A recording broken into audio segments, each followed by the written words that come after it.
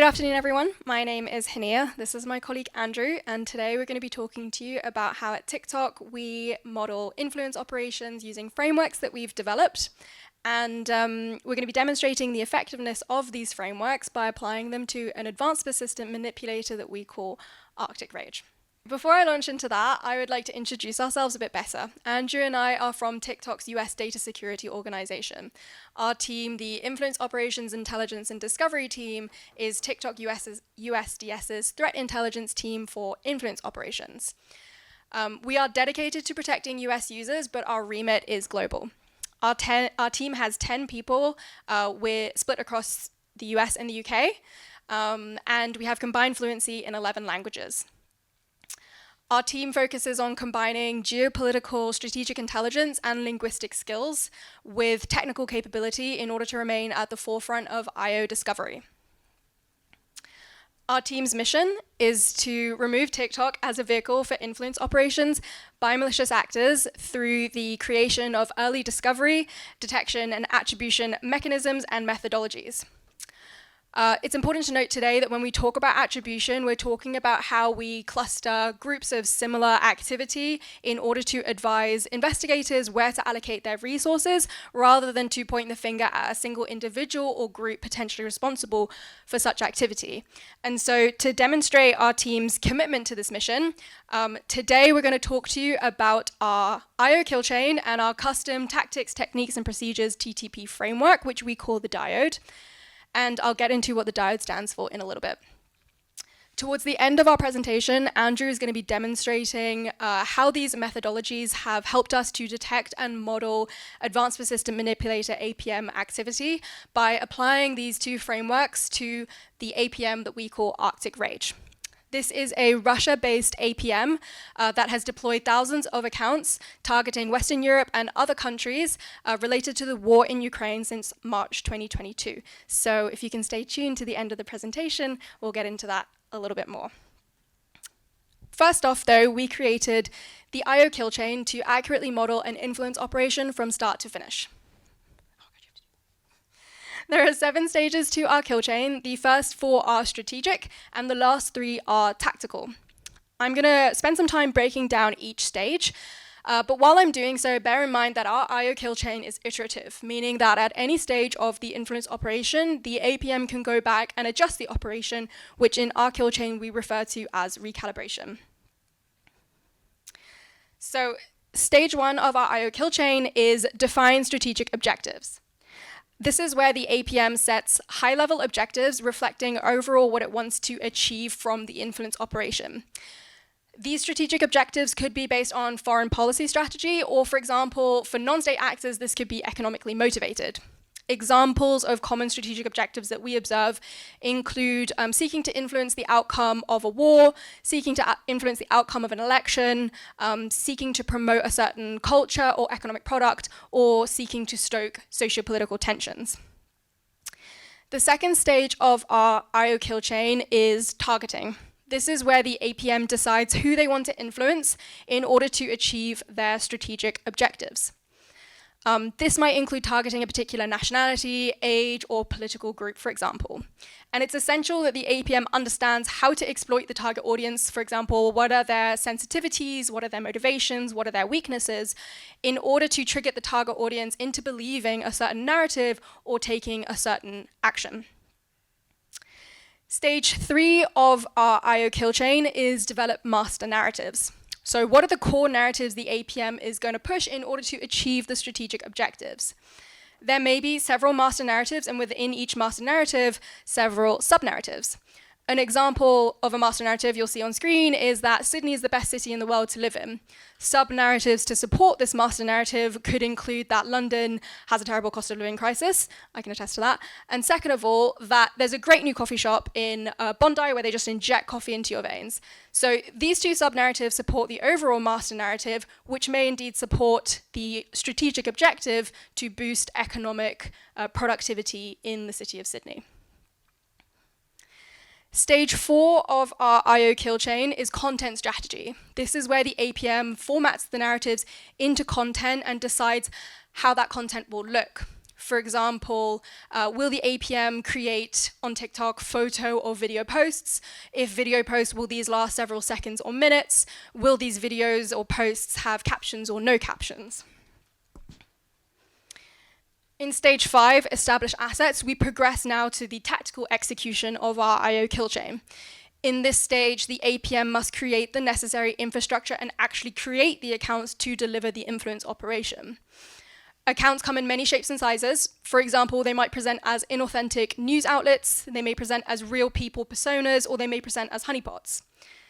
An APM must also invest to a certain degree in normalizing or contextualizing the accounts. For example, aging them, stuffing them with content, or having custom bios that include the influence message. In stage 6, disseminate, the APM must now actually deliver the influence operation. So this includes not only uploading content to the platform, but in the stage of dissemination, it's also about potentially coordinating when to disseminate on a particular day or at a certain time, and also decisions around whether or how the content will be amplified. Will it be amplified inauthentically or will it be amplified authentically? And lastly, in the last stage of our IO kill chain is assessment. So essential to the process is an assessment of the success or not of the operation. This assessment could be based on engagement metrics from the platform, but it could also be based on real-time geopolitical events, demonstrations, or diplomatic posturing even. So the point being that assessment can be formed not only on online factors from the platform, but also offline factors.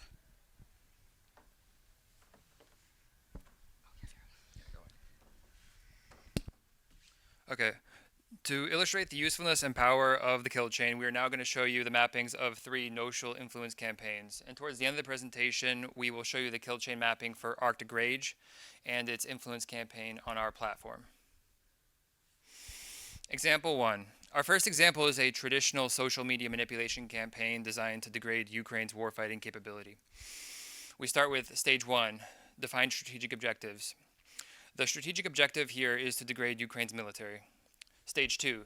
To accomplish this, the influence actor needs to reach active duty Ukrainian soldiers and draft eligible men.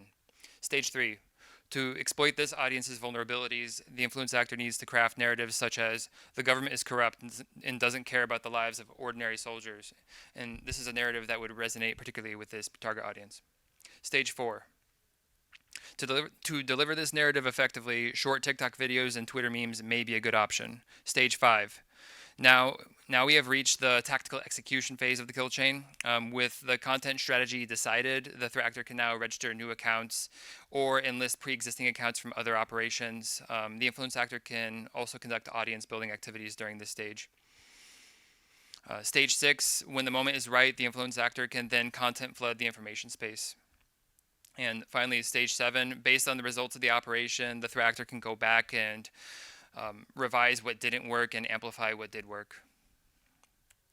Example 2.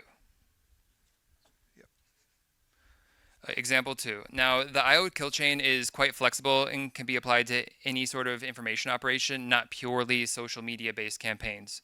To illustrate this, our second example includes a hack and leak operation. Here, with stage 1, strategic objectives, the campaign, it has the objective of influencing the outcome of an election in the target country. Stage 2, the threat actor assesses the voting age population, particularly swing voters are the best target audience to reach in the campaign. Stage 3, it then assesses this audience will be particularly vulnerable to narratives about the political establishment's alleged corruption. In stage 4, to package and deliver these narratives to the target audience, the influence actor has assessed that a hack and leak operation is required to generate content salient enough to penetrate the target audience. This is because of documents exposing the alleged wrongdoings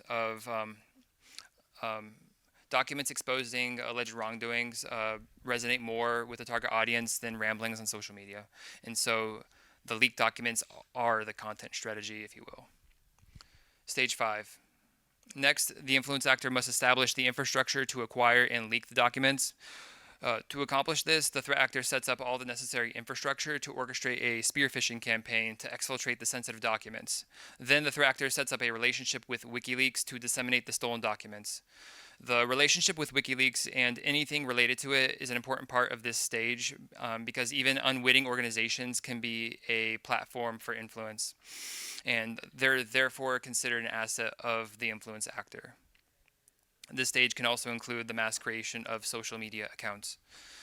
Stage 6, at some point, WikiLeaks will leak the documents on behalf of the threat actor, and the mass created social media accounts will then amplify discussion of the documents after they've been leaked. And the goal here is so that they travel far and quickly. At stage 7, at the end of the operation, the influence actor will evaluate the success of the operation. It could modify the campaign to become purely a social media-based campaign. It could leak more documents in the future or cease operations entirely and cover traces. Next slide. Now, example 3. Our third example is a hybrid campaign showing the kill chain's ability to model a multifaceted information operation. Here at stage 1, country A is trying to influence the international community that its side is more moral in a war against country B. To achieve this, the campaign will target the general population of foreign countries, but may opt to micro-target specific religious and diaspora communities. Stage 3, country A will develop narratives it believes will resonate with the target audience, such as, country A has historically faced more oppression and is therefore more moral. Stage 4, what is the best vehicle to deliver this narrative? The threat actor here has chosen multiple avenues through the simultaneous and integrated use of real influencers, inauthentic social media accounts, and vigorous Wikipedia editing. Stage 5. To accomplish this, the influence actor will then recruit real influencers to disseminate content. It will set up a network of inauthentic social media accounts, as well as the infrastructure to edit Wikipedia in a reliable and believable manner. In this case, that will require aging and developing believable editing personas. Stage 6, subsequently, influencers will disseminate their content at a predetermined time and on an ongoing basis. Inauthentic accounts will then boost the influencer's content while also boosting their own. Wikipedia's changes will become a permanent feature of Wikipedia and effectively official truth. The social media influencers and social media accounts will then point to language in the Wikipedia articles, and they will do this to prove the factualness of their own arguments. Finally, at stage 7, the influence actor will evaluate the results of its operation and refine narratives based on which ones worked and which ones did not. Now, the kill chain has multiple benefits to us as security researchers. Firstly, it can model any influence campaign, not just those based on social media platforms, as we just demonstrated. It also successfully combines both the strategic and tactical components of a campaign. We have found the strategic component is vital when analyzing influence operations in particular. Additionally, the kill chain can identify vulnerabilities in an operation, showing security researchers and incident responders exactly where to most efficiently direct mitigation resources. Finally, researchers can use the kill chain to compare multiple operations. This can aid the process of attribution for some activity clusters. The kill chain can also compare the tendencies of separate threat actors, showing defenders exactly where weaknesses in defenses are and therefore where best to deploy resources. Like any kill chain, there's an opportunity to disrupt advanced persistent behavior at any stage.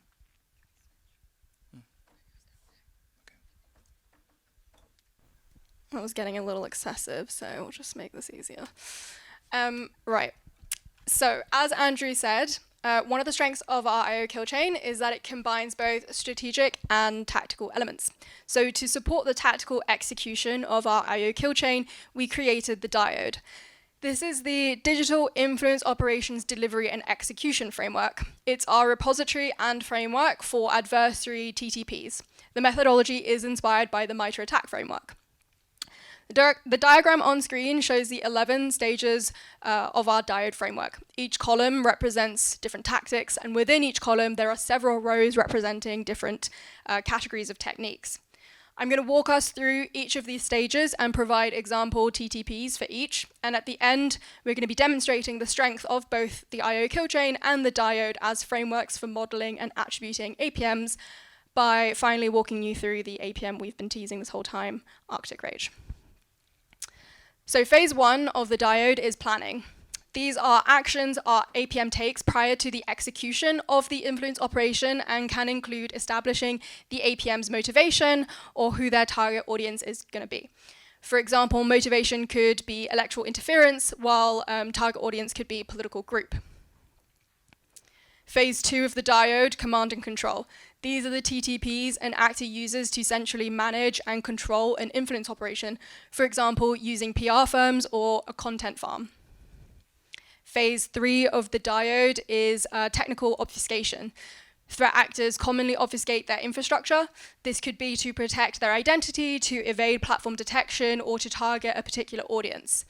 They can use a variety of TTPs to do this, but some examples could include using network proxies such as residential VPNs, or cycling through IPs in the same IP block. In phase 4, establish infrastructure. This is when the APM creates the infrastructure required to deliver the influence payload. This ranges from physical infrastructure to account registration. And for example, an APM may use a multi-device network or use the TikTok mobile app to register accounts. So now that we've created the infrastructure, in phase 5, it's time to build the assets. The threat actor will design accounts to varying degrees of detail or sophistication to support the influence operation.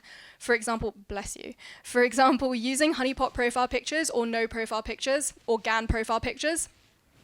Designing user bios to normalize a profile, or designing bios to include an influence message, or naming an account thematically, for example, Sydney is great 1 and then Sydney is great 2. We have the accounts, so in phase 6, content creation, it's time for the threat actor to actually create the content it's going to share. We talked about in the IO kill chain, stage 4 of the IO kill chain was content strategy. So you can already see how our diode framework underpins the IO kill chain. But going back to this phase of the diode, phase 6, content creation, example TTPs include content duplication, like duplicative videos, or content leveraging hashtags, for example, hashtag hijacking. The next 2 phases of the diode focus on how the APM maximizes the reach of its content. This phase, phase 7, is build audience. This could mean inauthentic or authentic engagement with followers, views, likes, and so on. So example TTPs include automated engagement, content stuffing, cross-platform promotion, and a TikTok-specific TTP that I hope everyone in the room knows is stitch and duet boosting. Phase 8, acquire audience. The difference between this and the last phase 7 of build audience is that in this phase, the threat actor steals an already existing audience. For example, account takeovers, which it might do through email resets, or exploiting a hashtag that already exists and taking it over, fairly self-explanatory, called hashtag takeover. We're at phase 9, so coming towards the end of the diode, and now the threat actor is finally actually delivering the influence operation. So this phase is dissemination. Dissemination generally describes behavioral methods for propagating the influence message. Bear in mind that that's not limited to delivering through videos. Actors can also deliver the influence message through profile pictures or bios or comments, for example. Example TTPs in this phase include coordinated posting patterns leading to network-wide activity spikes, or another TikTok-specific TTP is For You page chasing, FYP chasing. The 10th phase of our diode is persistence. This is integral to attribution of APM activity, and this phase outlines how actors continue operations on TikTok over time. Example TTPs include recalibrate. This could be pivoting the target audience, for example, deleting parts of the influence operation, deleting accounts, deleting content, or it could be persona change, so including changing handles. For example, earlier we had Sydney is great 1, now it might be London is bad 1. In the last phase of the diode is impact. So similar to the last stage of the IO kill chain, the actor must assess the results of the operation. In this phase, we focus on social and brand impacts, but we acknowledge that measuring social impact is pretty challenging. An example of a social impact includes influencing political or social attitudes, and an example of brand impact includes reducing confidence in the veracity of content.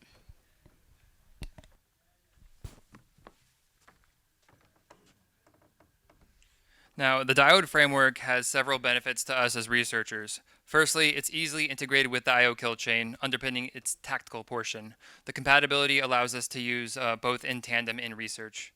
Secondly, the diode framework provides a good structure for us to document TTPs we observe in various clusters of activity. Over time, we can compare these activity clusters and, along with other indicators, conduct attribution. Through this process, we can also identify the most commonly used TTPs across separate actors and efficiently direct mitigation resources accordingly. Importantly, Diode is customized for TTPs that emerge on TikTok specifically. Existing TTP frameworks do not have the ability to map platform-specific TTPs, which severely limits the ability to track TTPs in a meaningful way and certainly to conduct attribution. Other TTP frameworks also lack TTPs with any sort of technical focus. While Diode does take this into account, we believe taking a cyber-centric approach to documenting both technical and behavioral TTPs is key to understanding online influence operations. And finally, there's the opportunity to customize the central concept of Diode for other platforms. In this case, other platforms would all have their own versions of Diode with varying degrees of alteration. For example, the TTPs one sees on Twitter are going to differ heavily from the TTPs one sees on YouTube, so customization across platforms is required. Now, let's talk about attribution. Attribution in the world of online influence operations is still a very nascent concept. Conducting research on advanced persistent actors has always been central to our team's mission, and we assessed that none of the existing frameworks were suitable to conduct effective and reliable attribution. For this reason, we were obliged to create our own kill chain, TTP tracking framework, and attribution methodology, and we believe that the ones that we created did satisfy all of our requirements. So we ultimately think that attribution for influence actors works fundamentally the same way as for traditional cyber threat actors. And to conduct high confidence attribution, we use multiple signals: kill chain modeling, TTP convergence, technical infrastructure, strategic intent, target audiences, and importantly, persistence. Now that we've given a comprehensive overview of our kill chain, TTP tracking framework, and attribution methodology, we will now present to you a case study illustrating them all in action. Through the successful integration and application of these frameworks, techniques, and processes, our team was able to attribute several activity clusters to a common origin, which is now known as Arctic Rage. Arctic Rage is a Russia-based APM responsible for a widespread influence campaign beginning in March 2022, during which it used thousands of sock puppet accounts to target Western Europe, Ukraine, and Israel. It sought to demoralize the Ukrainian public and cease the flow of aid to Ukraine using narratives designed to induce economic anxiety, increase the perception of corruption, or convince target audiences that Russia's foreign policy is correct. Technical analysis of external infrastructure revealed the actor's true location to be Russia, as we disclosed in the transparency reports. Our attribution of several activity clusters to a common origin can be made with high confidence based on overlapping technical infrastructures, consistent TTPs, strategic intent, and kill chain mappings. There has been some discussion on whether or not this activity is associated with the Russian doppelganger campaign from earlier this year. We currently don't have any information to support that hypothesis, so more information would be needed to establish any sort of link there. Now, moving on to Arctic Rage's kill chain mapping.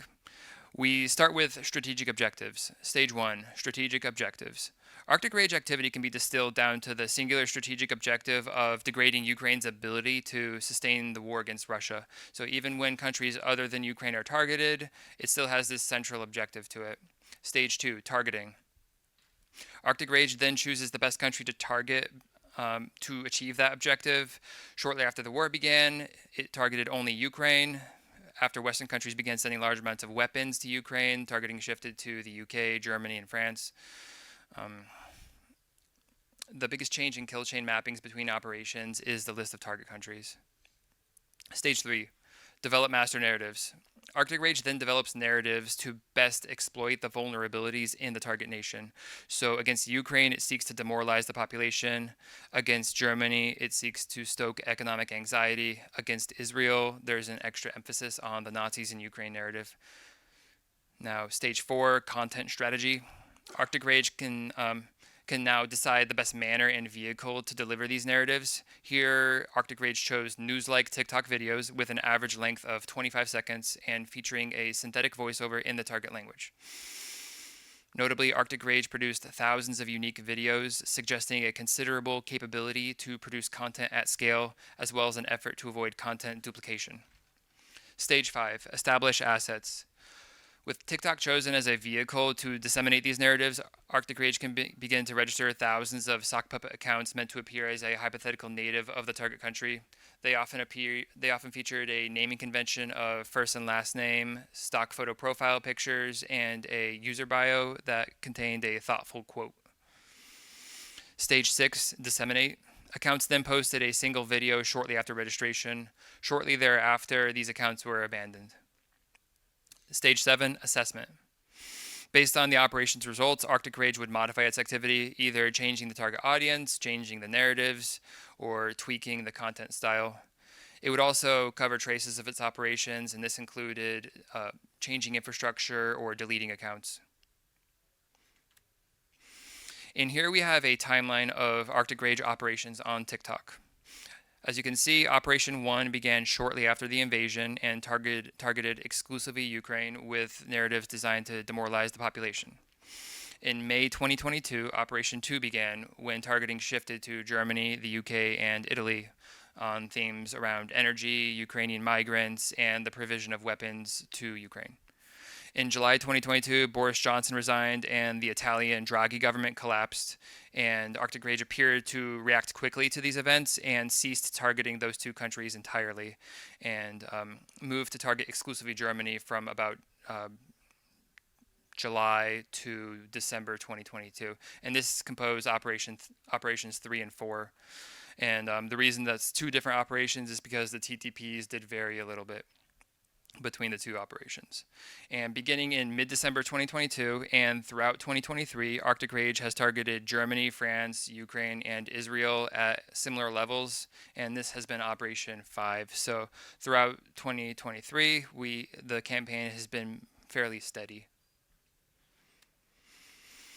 Now, TTP tracking is central to our methods, and here are the most defining Arctic Rage TTPs from our diode framework.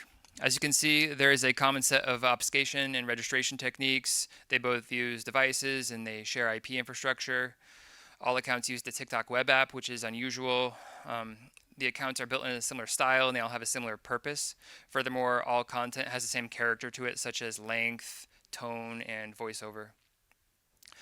More importantly, there's the extremely consistent TTP of disseminating one single video and then abandoning the account.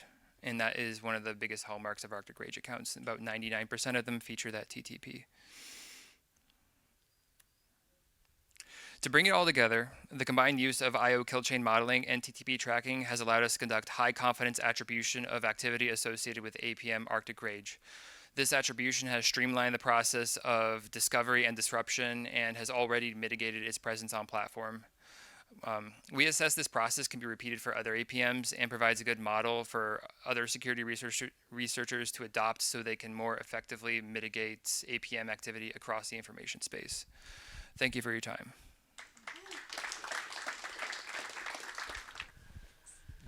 Thanks for the presentation, guys. So in the cyber world, something I've always found very interesting is how different companies don't always have entirely overlapping assessments of attribution. And given the rigor that your team applies here, I'm curious if you have any examples you can share of interesting analytic disagreements you've had in the course of doing this work. Do you mean disagreements with other companies? Or within the team, yeah. So we've undertaken research on a few different clusters of activity. This is one of the Russian ones, and through these processes, we have a high bar, and so if we're not sure, we're not going to label that as one group. So we haven't really run into that because we do maintain such a high bar, and so that's why we're so confident that these thousands of accounts are the same actor, because there is a very high standard of consistency here. So we have not really run into that. There have been some times where maybe another team goes, hey, we think this is associated with that, and there is a discussion at that level, but it has never interfered with our attribution. Like, we're not falsely attributing because the bar is so high. And do you have anything else? I would also add that integral to the process of creating these frameworks was a review of open source research that's been put out from other platforms, and understanding APMs that as they've been researched and as they've been shared by other platforms as well. So basically having a very comprehensive literature review, if you will, to understand what's historically been done, because as we know, TikTok is a much younger platform, and so some of the things that have been reported on previously, TikTok wasn't an app at the time. So I think the foundation of this research was not just what do we see on our platform, but also what do we know has been recorded and categorized already as existing out there.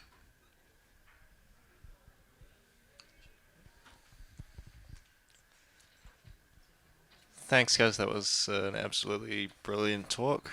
Yeah, a little bit blown away with the degree of transparency in there. Although there is an underlying question, TikTok's often treated with a little bit of apprehension, given it's not born out of Silicon Valley. And I'm just curious whether your team has been across any information operations based out of mainland China? Okay, so I can answer that. So this presentation is about Arctic Rage. It's one of the APMs we've done. Our team covers the entire globe and threat actors across the globe. Threat actors originating from mainland China have been disclosed in transparency reports, and we definitely do cover that. We do not discriminate. So as we are USDS analysts, our main focus is US users, but we do have a global remit. So yes, absolutely. Thanks again for the great presentation. A question about that, the Arctic Rage campaign you were talking about. When you were showing the timeline and you broke up between campaign 3 and campaign 4, and you talked about a shift in TTPs, why you broke it up. With that shift in TTPs, how were you able to maintain confidence that it was the same actor through the changing between those two operations? Yes, okay, good question. So between Operation 3 and 4, it was still Germany the entire way. The underlying infrastructure did not change. One underlying factor that kind of helped assist that change was disruptions that were occurring around the time. So the threat actor might have been trying to toy with their content. So we saw them begin to experiment with different content strategies. They were just trying different things at lower levels. So there were a few things that were just different and that characterized it slightly differently. Also, the level of activity dropped pretty severely compared to what it had been in summer.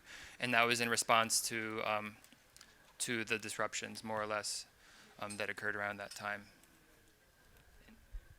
If you also apply this change to our frameworks, you would consider this as a recalibration. So recalibration doesn't constitute an entirely new APM or an entirely new campaign. It's within the same campaign, but they've adjusted their operation. So they've adjusted, it could be one TTP, it could be many, but we have a very solid understanding it's the same actor, they've just changed their behaviors. Hello, maybe I didn't catch, but in government OSINT, for decades, there are the platforms doing speech-to-text, entity extraction, clustering, as well as fine-tuned sentiment analysis across the platforms. Are you using something like that as well before you are applying the methodology that you presented?